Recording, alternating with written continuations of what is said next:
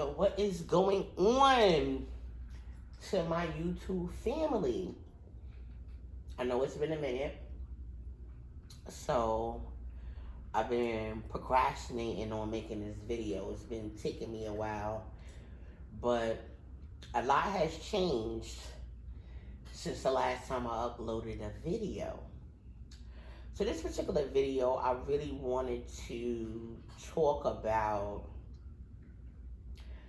going from having our really low moments in life and really realizing that the sun is still shining in the darkness, right? Because one thing that's in common about life,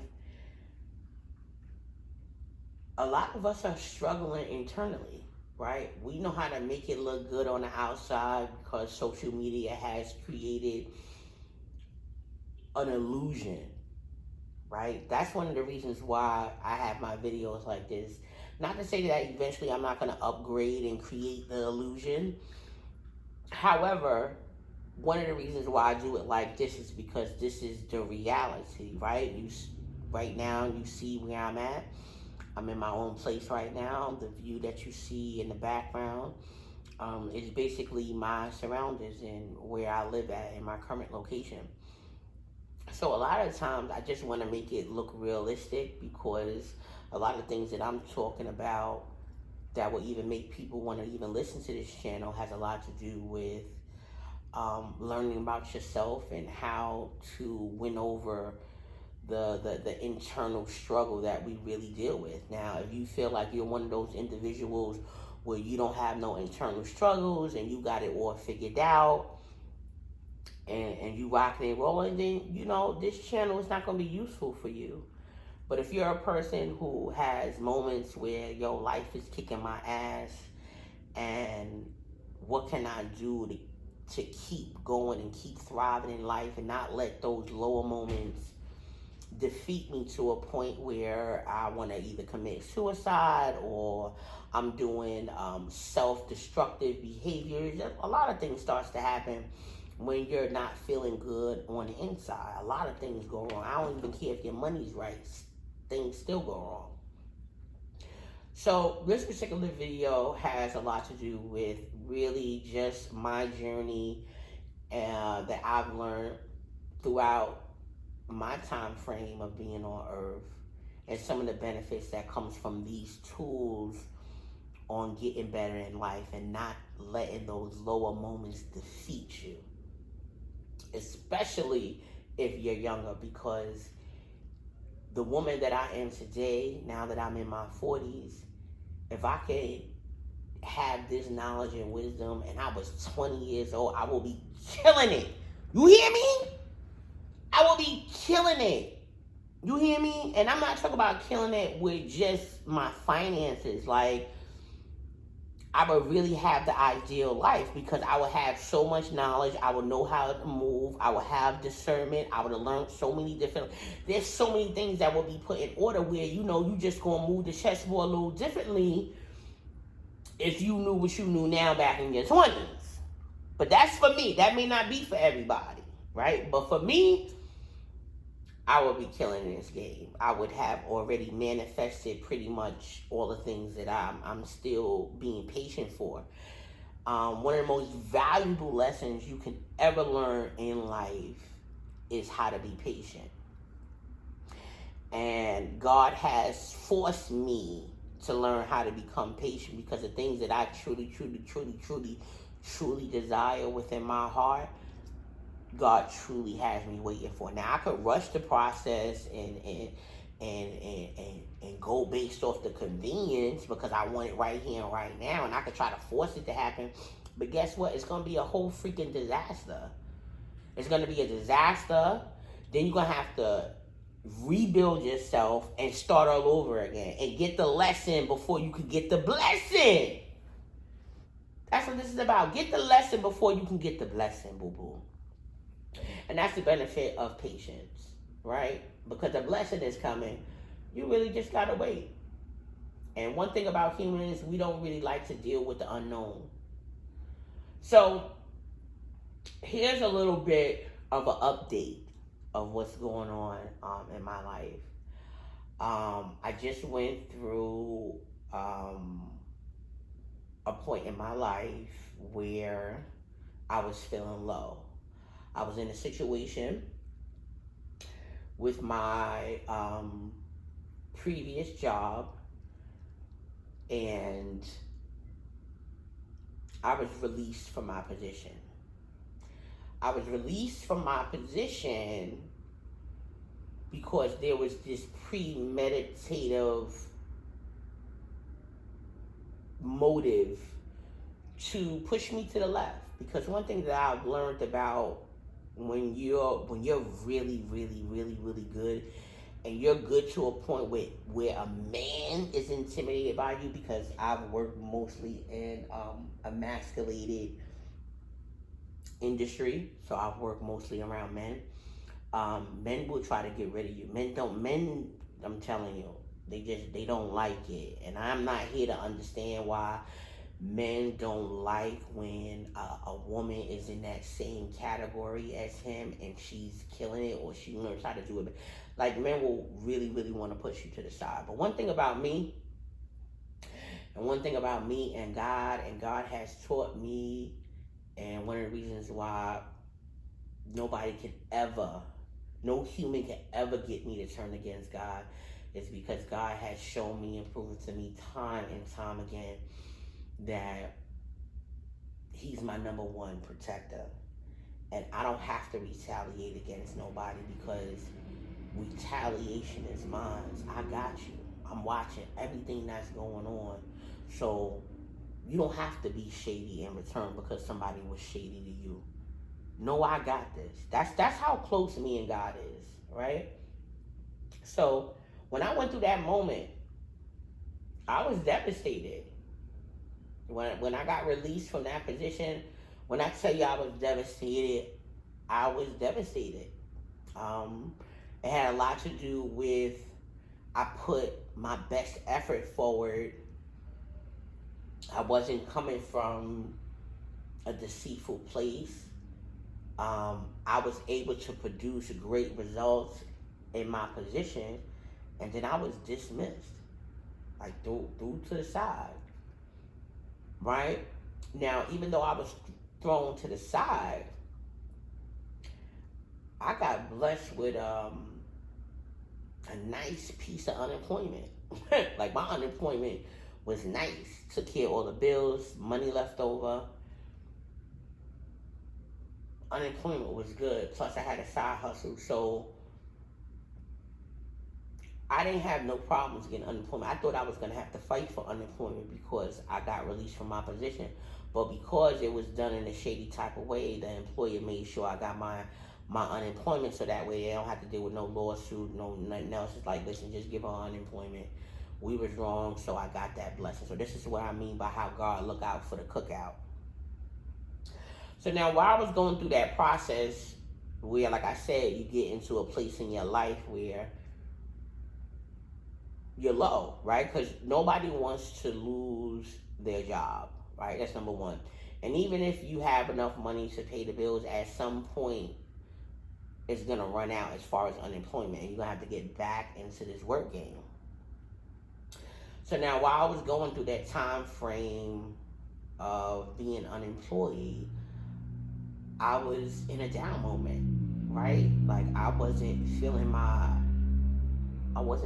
great on the inside, right? Like, I was struggling, right? Like, and my struggle may not be the same struggle as you. You may not be able to necessarily relate, but I think anybody would be disappointed where you put your best effort towards a particular job, then you was released from your position, and even though you were able to get unemployment and you could maintain the lifestyle that you had, there was still a sense of disappointment because you were released from a position that you had passion for. So now you got to start all over. So I'm back to starting all over again. And what I mean by I've had to start all over again so many times, like, starting all over again is not even like a foreign subject for me. Like, I've had to start all over again in life so many times where I'm just thankful that I have a good relationship with God where I can keep going. And that's what this video is really about. This video is about really finding your own way to build a wonderful, beautiful relationship with God. And some of the ways that I learned how to have a beautiful relationship with God is I would be in a room full of silence. I put myself in a room full of silence and I allow my thoughts to just go where it wants to go. And as I'm allowing my thoughts go where it wants to go, I can feel God's presence, right? I can feel Him talking to me. I can feel Him having conversations with me, trying to help me navigate these thoughts. So the first step I would suggest in building a better relationship with God is to have moments of silence and let your mind wander and let God tap in, because God was able to tap in to me and build a better relationship with me in those moments. So when I went through my homelessness and it was just me and God for like 2 years while I was homeless, that's when me and God got really, really close, because I had nothing to depend on but God. God really showed up and said, okay, this is my universe, baby. I run this show. Donald Trump ain't the president. I'm the president of this universe. What I say, go. So if I say your needs are going to get met, your needs are going to get met. And guess what? While I was homeless, my needs was met. Even marijuana needs. God knew I needed to smoke a little blunt every now and then. He even provided that when I was homeless, baby. You hear me? Can nobody tell me about God? So another tool that I learned where my relationship became better with God is the benefits of counseling. The benefits of really having a therapist and finding a therapist. And I'm talking about a good therapist, a therapist that aligns with your mindset, where you're coming from, who can give you what you need. Finding a good therapist is like finding a good partner, finding a good husband, finding a good wife. Like, it's not easy to just come across a really, really good therapist, because every therapist, counselor, psychologist has their own way of going about it. I was blessed where I kept going. So one of my first, when I relocated and I got out of my old relationship and I started my life all over again. And when I was going through my process of being homeless, I was going to the doctor a whole lot. Going to the doctor, I had all kind of things going on with me. And I remember being in this space of like, wow, like I really need to talk to somebody. Like, I'm really out here by myself. I hear God telling me to get a therapist. I'm on Medicaid. Not only am I on Medicaid, I'm on I forgot what it's called, but it's like this extensive Medicaid that gets renewed pretty much every year because of what you're going through. So you get your benefits. So it was nothing for me to get a therapist, a psychologist, or any of that when I was homeless, because I was getting a lot of assistance from the government when I was during my homeless time. Like I said, my needs were met when it came to food stamps. I was getting food stamps, and I was getting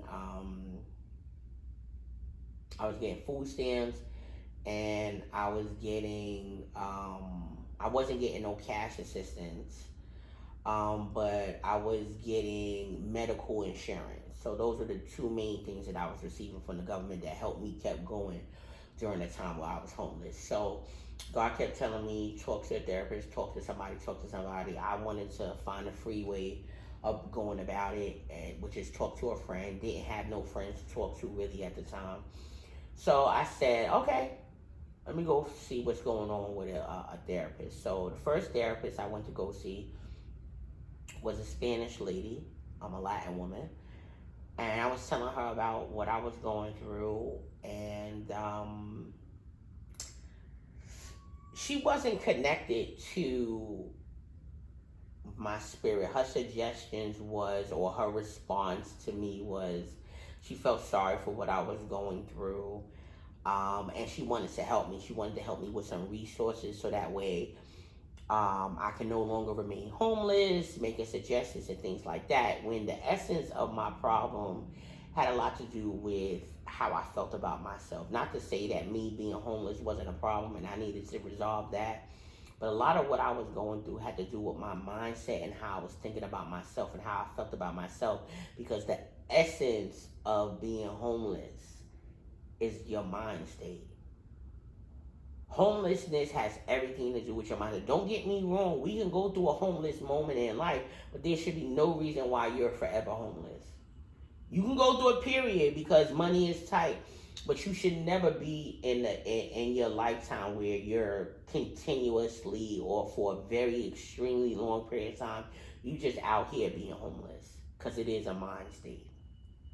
So my therapist, she wasn't giving me the essence of how to feel good about myself or how to feel good about myself in such a low time in my life. She just wanted to help me resolve my problems, because she thought, okay, well, if you not be homeless no more, if this doesn't happen no more, you'll probably feel good about yourself. When it's like, boo, I've been there, done that, got the t-shirt, and I still wasn't feeling good on the inside. So don't get me wrong. I do need my bills paid and I do need a roof over my head, but I'm struggling.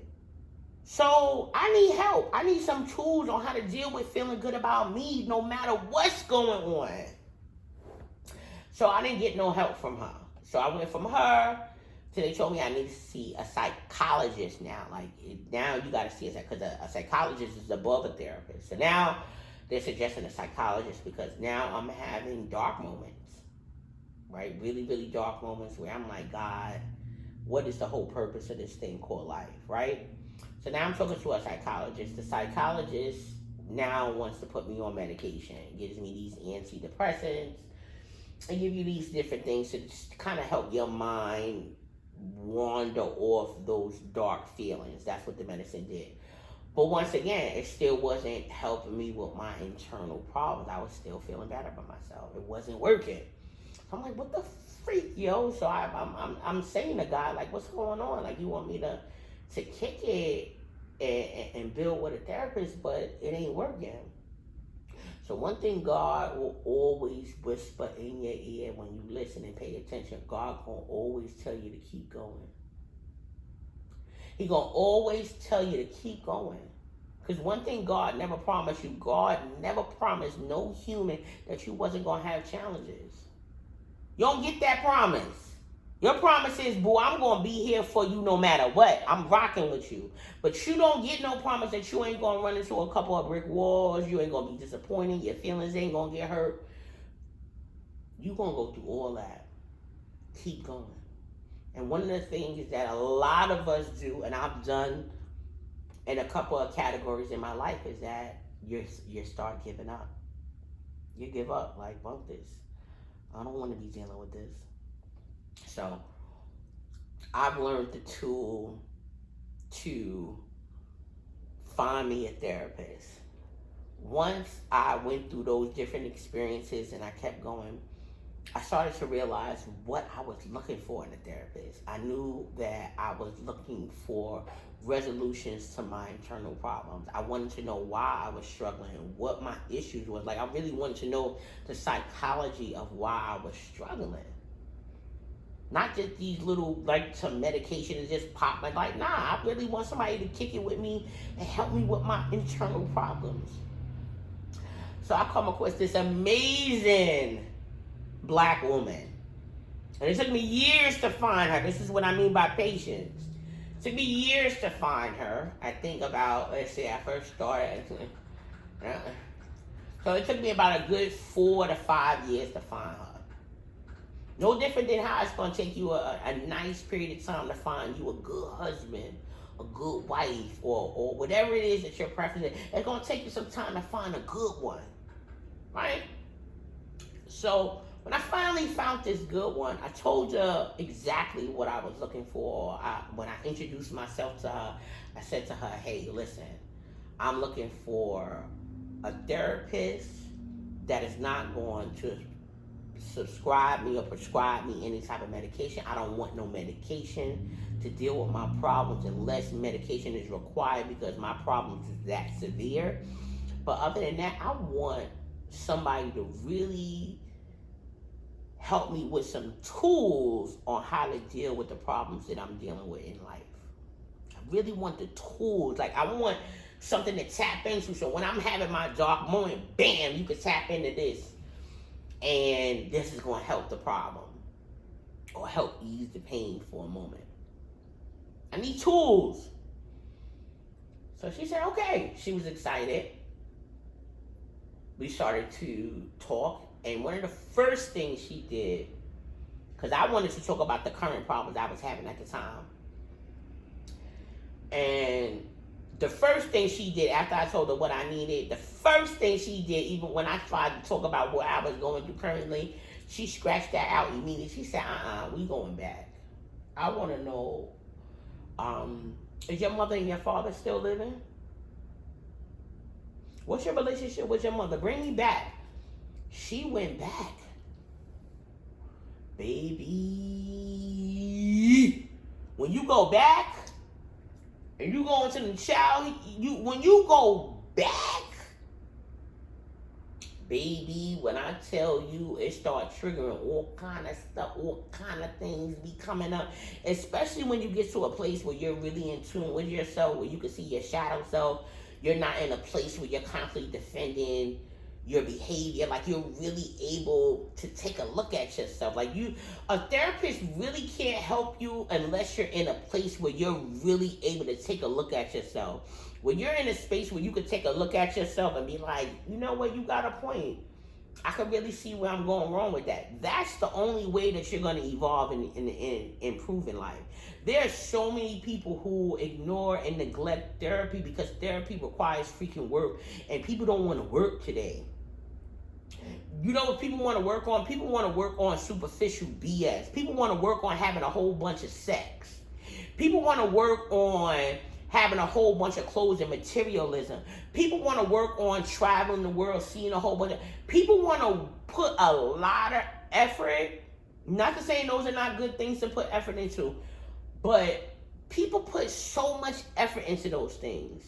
But when it comes to really, really dealing with yourself, checking yourself, dealing with the shadow part of yourself, dealing with the ugly part of yourself, building your character, learning some integrity, walking around with morality, that shit requires work. And then don't nobody want to do all that. They don't. They don't promote that. If they was teaching us that in schools, public schools or just regular schools on how to learn how to love ourselves from the inside, this world would be a whole different experience. No matter what country you lived in. I don't care who's listening to this story. You could be somewhere in Zimbabwe. You could be in fucking Fiji listening to me. The same rules apply because God applies in every part of this universe. It doesn't matter. So, me talking with that therapist and her bringing it back to my childhood years and really talking to me about what I was going through. She talked to me. She even diagnosed why I struggle with my weight problem. She was even able to tap into that. The psychology, because my weight problem is a psychology. It's not just, a body thing. It's really my psychology and how I have a relationship with food and how food is a comfort place for me. She just broke so much stuff down, and I appreciate her so much because it helped me with some tools. So she was giving me tools. Like, one of the tools that she gave to me was write a letter, right? Write a letter. And the beautiful thing about writing a letter, baby, I mean, they teach you and they suggest for you to journal because journaling allows you to release a lot of what's going on inside. So that's why journaling is so therapeutic, because it's a tool that you can use to release what's going on the inside, good, bad, or indifferent. But the beautiful thing about a letter, especially when you write a letter to your past, right? And what I mean by writing a letter to your past, talk about your hurt, talk about your pain. Just really, really talk about that. And when I tell you I wrote that letter and I got all of that off of me, writing a letter was one of the most beautiful tools that I was able to learn, is to write a letter. Another thing she taught me to do is when you're in your moments where you feel triggered, learn different levels of your trigger. So for an example, she said, triggering could be from 1 to 5, right? So you could start being triggered at like 1 and 2. You could see yourself being triggered, but 1 and 2 type of triggering, it could be a little frustrating, but you can kind of move on from it. It doesn't turn into something major. But when you're getting in a place where you're triggered, you're arguing, you're fussing, or you're debating, or whatever it is that's going on at that moment, where you're feeling this high sense of anxiety and you're at 5 or higher, you have to remove yourself out of that situation, right? So let's say you're at work, and let's say you're in a situation at work where it brings you to a high level of intensity and you don't want to go off and you want to have some sense of emotional control. Walking away, going to the bathroom, walking away, going to the bathroom, not responding. And when you get into the bathroom, one thing about me, I love crying. Now, crying may not work for somebody else, but crying works for me because crying allows me to release that pain. Crying allows me to release all of it, kind of get it out. I talk to God about what I'm going through. I do some breathing exercise. I relax. And I ask God for the strength, and then I walk back into the situation and I allow God to navigate my spirit on how to respond to it or deal with it in a positive way, because I don't like for things to get to a dark place with anybody, any situation. Like, I don't like that, because darkness is where the enemy can thrive. Right? The enemy thrives in darkness. Right? The enemy can't survive in the sun. That's why when you're having your greatest moment, you got so many haters. People don't like the sun shining on them. Haters don't like the sun shining on them. That they can't thrive in that. That's why they want to knock you down. But listen, that's what they're here to do. I had to learn to accept haters, because if you don't have no greatness in you, you're not gonna have no haters. Everybody gonna be cool with you because you ain't nothing to be scared of. You ain't nothing to be threatened by. But when you something to be threatened by, baby, when I tell you gonna have a line of people hating, you're gonna have a line, and that's not always easy to deal with. But getting this therapist and her teaching me ways and some tools on how to get better, it helped tremendously. So I'm going into 30 minutes. I'm going to wrap this up, and I'm going to teach you the essence of all the stories that I was trying to imply in this video, and the message that I want to get across to everybody. The message I want to get across to everybody is build that relationship with God. That one-on-one relationship with God is extremely imperative. And the beautiful thing about building a relationship with God, you don't have to go through it through a religious way of doing it. If that's your preference, if that what you was raised with, then so be it. Do it.